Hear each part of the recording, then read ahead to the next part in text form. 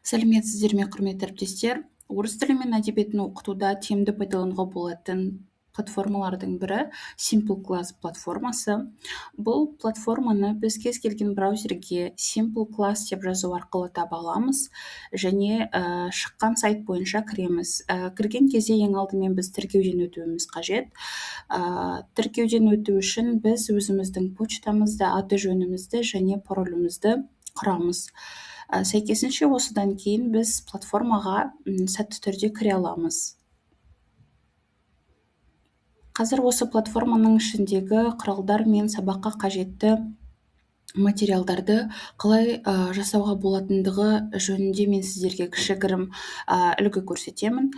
Бұл платформаның басты артықшылығы барлық құралдардың бір платформаға жиналуында.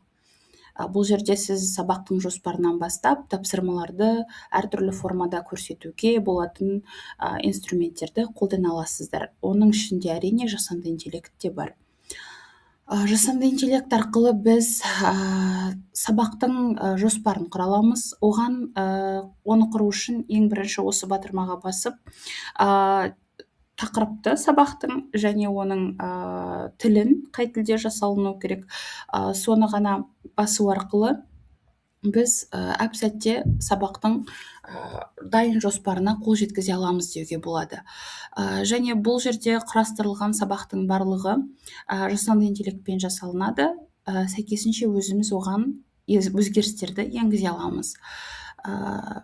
Бұл жердегі қуантатыны сабақтың әр минутына дейін жоспарланған тапсырмалар және деңгейге байланысты. Бастапқыда біз деңгей таңдадық қой, сол деңгейге байланысты сізге сабақ шығарылады.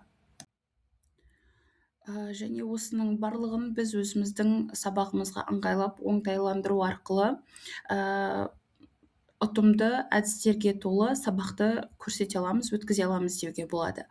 Бұған қоса осы платформадағы инструменттердің басты осы артықшылықтарының бірі сабақты толығымен әр минутына дейін оқытушының қандай іс-әрекетпен оны жеткізуіне дейін бізге көрсетіледі осы жоспарды құру бойынша. Және бұл жерде оған қоса біз әртүрлі типтегі тапсырмаларды жасай аламыз және олардың барлығы визуалды көрнекі әрі әдемі.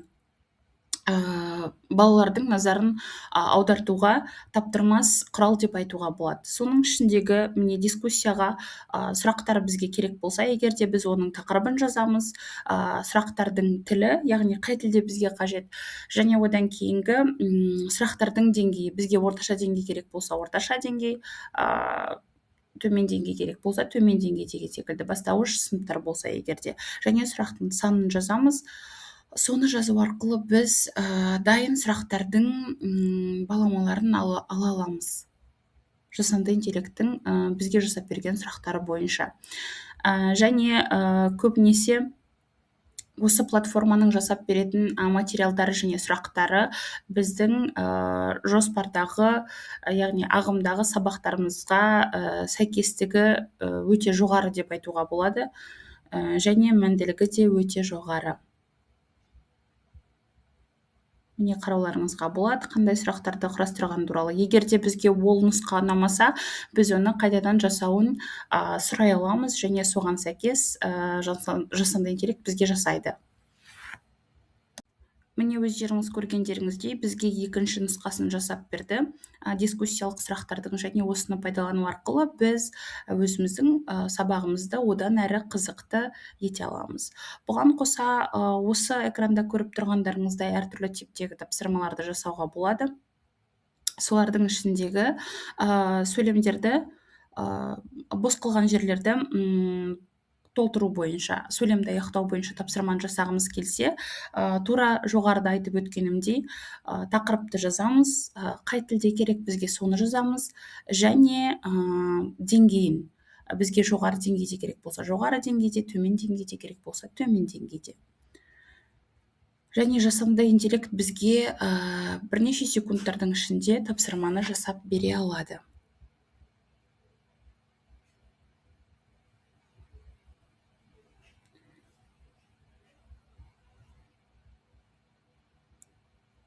көріп тұрғандарыңыздай бізде қазір дайын тапсырмалар шығады. Сол бойынша біз өзімізге құнды материалдарды ала аламыз деуге болады. Және бұл платформаның басты артықшылықтарының бірі, бізде жасанды интеллект бойынша көптеген платформалар ақылы болып келеді, бірақ бұл платформаға біз тіркелетін болсақ, бізге ең бірінші беретін артықшылығы 500-ге дейінгі жасанды интеллект қолданып жасалынатын тапсырмалардың барлығы тегін болады. Одан кейінгі жасайтын тапсырмаларымыз ақылы болады. Назарларыңызға рахмет. Сау болыңыздар.